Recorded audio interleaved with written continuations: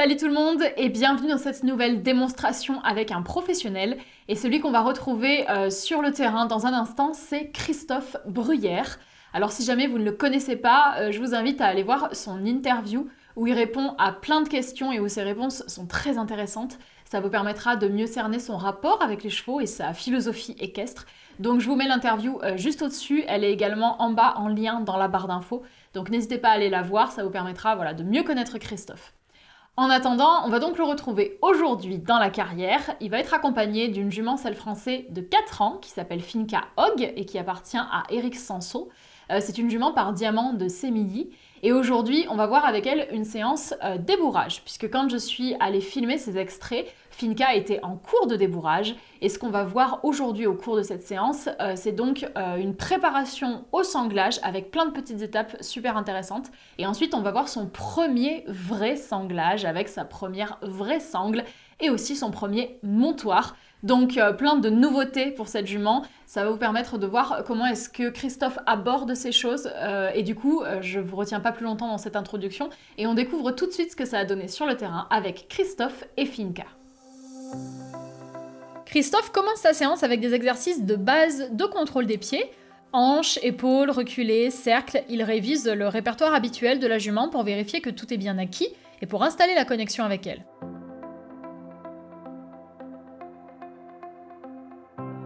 Pour le moment, aucune découverte puisqu'on est en début de séance, elle connaît tout ça et donc elle est à l'aise. Une fois le contrôle validé, Christophe passe aux exercices de désensibilisation. Là encore, ce sont des choses qu'elle connaît. Le cavalier commence par la caresser partout avec le stick, puis travaillera avec la cordelette.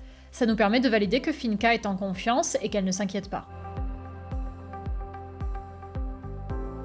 On augmente un petit peu le niveau en troquant le stick contre le drapeau. Il est plus imposant, visuellement parlant, il fait plus de bruit et il offre une nouvelle panoplie de mouvements. Après avoir fait sentir le drapeau à la jument, Christophe la caresse avec et peut l'agiter tout autour. Elle est très à l'aise avec ça. Là encore, ce sont des choses qu'ils ont travaillé ensemble en amont et qu'elle maîtrise donc, aucun souci. Évidemment, comme pour l'intégralité des exercices, le cavalier prend soin de tout faire des deux côtés, donc dans l'œil gauche, puis dans l'œil droit, pour ne pas créer un apprentissage déséquilibré. Avec les exercices de désensibilisation, on a été assez statique, donc Christophe redonne de la vie au travail avec des cercles où il demande plus de dynamisme. En faisant trotter et galoper la jument, il change complètement de rythme par rapport à l'activité précédente. Ça permet donc à Finca de rester attentive et intéressée par le travail qui n'est du coup pas rébarbatif. Christophe vérifiera bien que les transitions montantes et descendantes sont réactives et il longera aux deux mains. Ici, stick devant, il demande à Finca de ralentir, mais elle ne le fait pas, donc il maintient tranquillement sa demande, en ajoutant un petit peu de désengagement et ça l'aidera à obtenir la bonne réponse. Un peu de reculé ici. Le cavalier va maintenant demander un départ sur le cercle. Il indique la direction et pousse la jument dans ce sens via son stick et sa cordelette, mais Finca a un blocage et elle ne répond pas. Christophe va donc conserver une attitude détendue et calme et y poursuit simplement sa demande jusqu'à ce qu'elle trouve la solution. Dès qu'elle bouge son épaule, il relâche immédiatement pour récompenser. Elle va avoir un petit peu de mal pendant quelques foulées encore, mais il l'accompagne dans la sérénité et sans être invasif. Elle finira par cercler et l'incompréhension sera résolue sans avoir eu besoin de monter en pression. Le calme est une qualité commune que l'on retrouve dans le travail de Christophe et aussi de sa compagne Émilie de Franou. C'est extrêmement important parce que ça permet aux chevaux de continuer à chercher des solutions en cas d'incompréhension et pas de basculer dans un stress qui les empêcherait de réfléchir.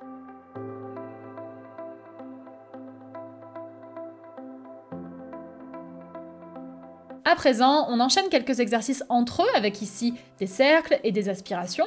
La jument doit donc venir vers Christophe, puis il renvoie son épaule pour qu'elle reparte et il réaspire à nouveau. C'est le principe de l'exercice de la feuille qui tombe, mais comme on est ici avec un jeune cheval, on ne va pas exiger des changements de main trop nombreux.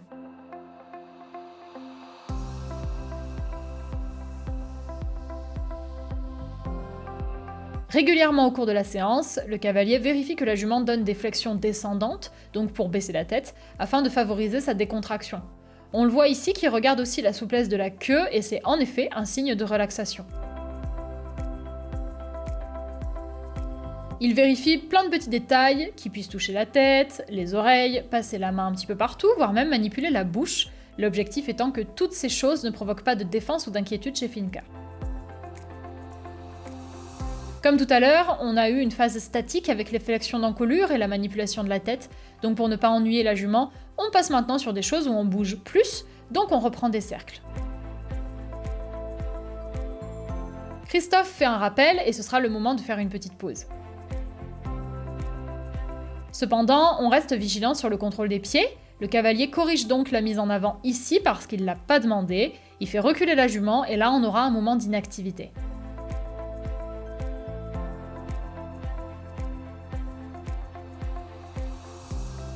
Après ces exercices de révision, on rentre maintenant dans le cœur de la séance, axé sur la désensibilisation au sanglage. Dans un premier temps, Christophe va utiliser une longe pour simuler une sangle. Elle passe autour du ventre de la jument et en la tenant avec sa main droite, Christophe peut varier sa pression, la serrer ou la relâcher. Ici, l'objectif est que la jument oublie la corde autour de son ventre et pour ça, Christophe occupe son esprit. Il demande à la fois de la mise en avant, donc la jument doit marcher, mais aussi du pli, elle doit mettre la tête un petit peu de côté, vers lui. À ça, il rajoute aussi une mobilisation d'épaule vers l'extérieur. La jument a donc plein de choses auxquelles penser et se concentrera moins sur la sensation sur son ventre et son dos. Il en profite aussi pour vérifier que la croupe est sécurisée, pour ça il la désensibilise en l'entourant avec la longe, on le valide à l'arrêt et sur quelques foulées de pas. On regarde également si le changement d'œil est serein, Christophe passe donc la longe de l'autre côté de la jument et la fait tourner sur elle-même. Le cavalier passe donc de son champ de vision gauche à son champ de vision droit. Que ce soit pour l'exercice de la longe simulant la sangle, de la désensibilisation de la croupe ou du changement d'œil, Christophe le fera aussi de l'autre côté, toujours pour garder un équilibre et que la jument soit autant à l'aise à gauche qu'à droite. Nouvelle étape à présent, où on retrouve la longe qui simule une sangle, mais cette fois c'est une seconde longe plus longue qui passe aussi entre les intérieurs. C'est dans la continuité de l'acceptation du matériel. Christophe contrôle cette nouvelle longe de manière à ce qu'elle reste flottante, mais pas trop non plus, et on va cercler comme ça pour que la jument s'habitue à la sensation, y compris dans le mouvement.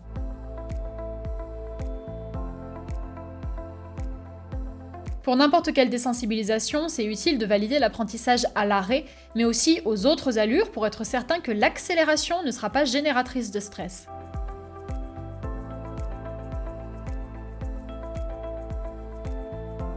Christophe arrête son cercle via un désengagement et il enchaînera avec un changement de main pour valider tout ça de l'autre côté.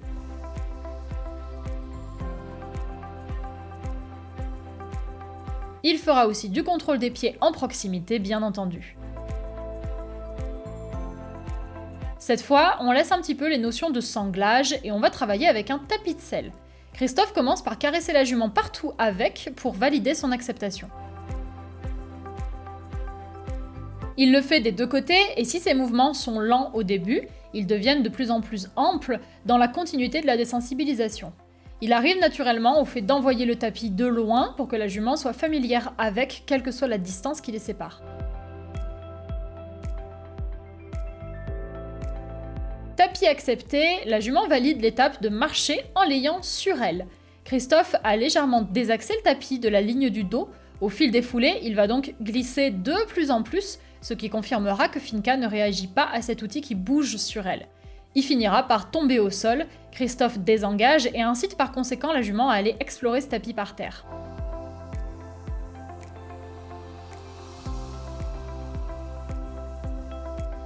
Idem à l'autre main, en situation de découverte comme ça, c'est très important que le tapis tombe du côté de Christophe, parce qu'il peut ainsi désengager et amener la jument à explorer le tapis par terre.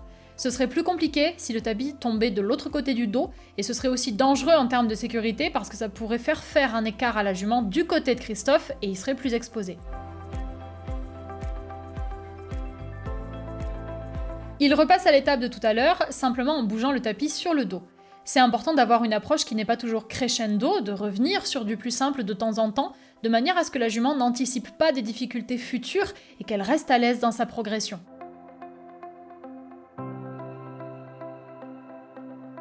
Il en profite pour le bouger franchement, le faire claquer un petit peu, et on confirme que Finka est très à l'aise.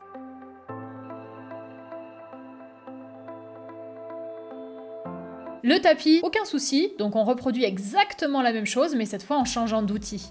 Christophe est allé chercher son tapis de Montacru, qui est plus imposant et surtout qui a une sangle. Pour autant, ça reste un équipement beaucoup plus léger et moins imposant qu'une selle, donc très intéressant à utiliser pour continuer à décomposer le travail en petites étapes.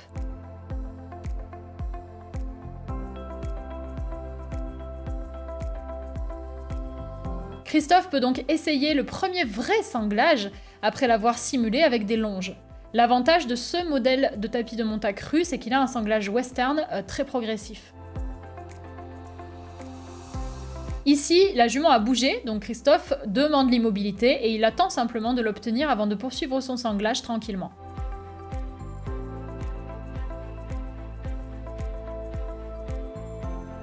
Et nous voilà un petit peu plus tard avec une sangle bouclée. Et on applique le même rituel en demandant des séries de mouvements connus par le cheval pour qu'il retrouve le confort qu'il connaît et que le nouvel harnachement ne soit pas gênant.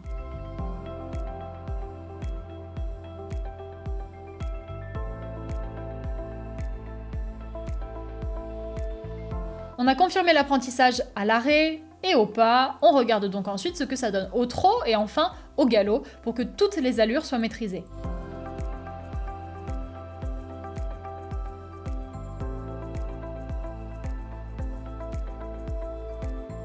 Quand tout semble vraiment confirmé et solide, Christophe lâche la jument en liberté pour qu'elle puisse bouger sans contrainte et que son expérience avec le tapis de Montacru sanglé soit complète. Elle a un élan de gaieté lorsqu'elle passe devant la caméra, mais c'est clairement pas une gêne liée au harnachement qu'elle porte. La laisser s'exprimer comme ça, c'est aussi important pour le rythme et le contenu de la séance. On lui a fait découvrir beaucoup de choses, on lui demande d'être très concentrée et attentive, donc mettre un petit moment de liberté comme ça, c'est une bonne idée pour qu'elle évacue les tensions s'il y en a et pour apporter un petit peu de fun à la séance. Lorsque Christophe la rappelle, il prendra bien le temps de laisser Finca se poser, redescendre en émotion suite à cette belle galopade et se recentrer.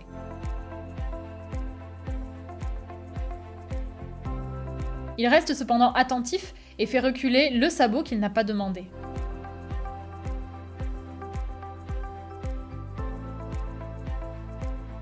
Et on va repartir de l'autre côté, comme d'habitude, on fait tout aux deux mains.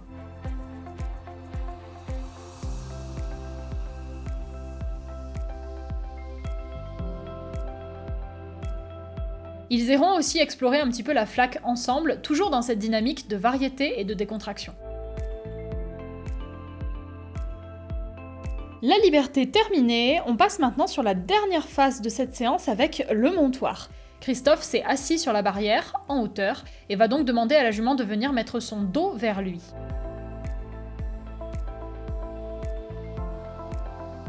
Elle a tâtonné quelques minutes puis trouvera la bonne réponse et a donc droit à une séance gratouille.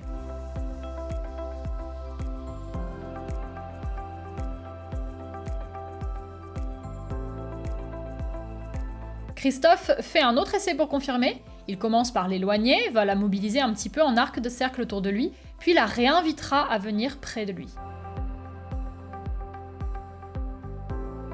Il ne s'arrête jamais vraiment de désensibiliser en fait, que ce soit avec ses mains, sa longe, le matériel, tout doit être accepté et ne générer aucune émotion négative. Ça doit devenir une normalité.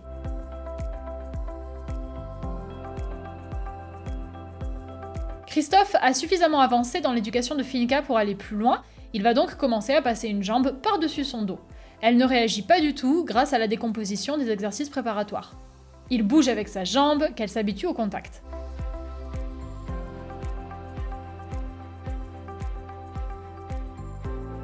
Bien sûr, il regarde la zone du passage de sangle, mais également la zone de la croupe.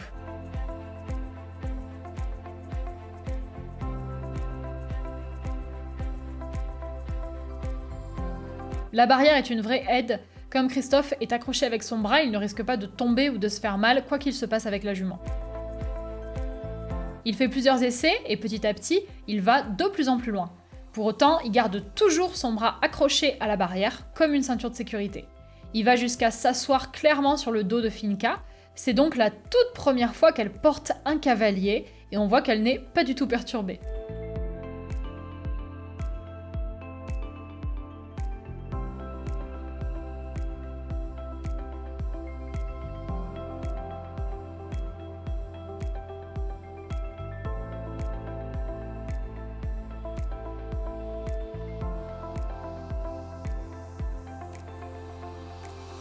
Christophe fera un deuxième essai tout aussi concluant. La jument ne bouge pas d'un pouce, elle est très sage et tout se déroule très bien dans le calme et la décontraction.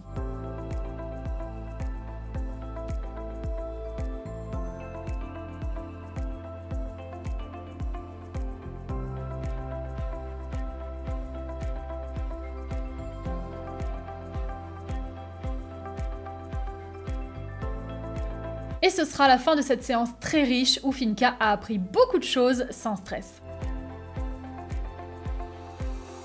Et voilà pour cette vidéo qui vous présentait donc quelques étapes du débourrage. Je trouve que c'est un super exemple de travail bien décomposé et il n'y a pas à dire, mais la décomposition c'est quand même une clé de progression hyper cohérente pour le cheval qui lui permet de mener son apprentissage avec le moins de stress possible et avec beaucoup de compréhension. Donc c'est juste génial de voir toutes les petites choses qu'on peut mettre en place pour arriver justement à un résultat serein où le cheval accepte et est bien tout simplement. Donc voilà, je trouve toujours hyper inspirant de voir des professionnels travailler comme ça. Moi je sais que quand je regarde Christophe ou d'autres professionnels, c'est juste génial de voir toute cette technicité et toute cette compétence sur le terrain. Donc j'espère que vous aurez apprécié autant que moi cette séance. Bien évidemment, je remercie de tout cœur Christophe pour le temps qu'il m'a consacré pour qu'on puisse filmer ces images ensemble. Christophe, du coup, là on a terminé les vidéos avec lui puisque vous avez eu donc l'interview, vous avez eu cette démonstration et il y a aussi eu un cours que j'ai décomposé en 3 vidéos qui est disponible sur Animaeki, donc n'hésitez pas à aller le voir. En revanche, il me reste encore des vidéos à diffuser avec sa compagne, Émilie Defranou, puisqu'avec Émilie, il reste son interview qui va arriver. Il y a aussi un cours qu'elle m'a donné, donc voilà, tout ça, ça va arriver tranquillement. Mais du coup, pour l'instant, on a terminé avec le contenu avec Christophe et on retrouvera bientôt Émilie. Donc voilà pour cette vidéo, j'espère que ça vous aura plu. N'hésitez pas à réagir dans les commentaires, n'hésitez pas non plus à aller suivre EquiCleverHache sur leur réseau. Ils ont une page Facebook, ils ont un compte Instagram, tous les liens sont comme d'habitude dans la barre d'infos. Et moi je vous laisse là pour aujourd'hui et je vous dis à très bientôt.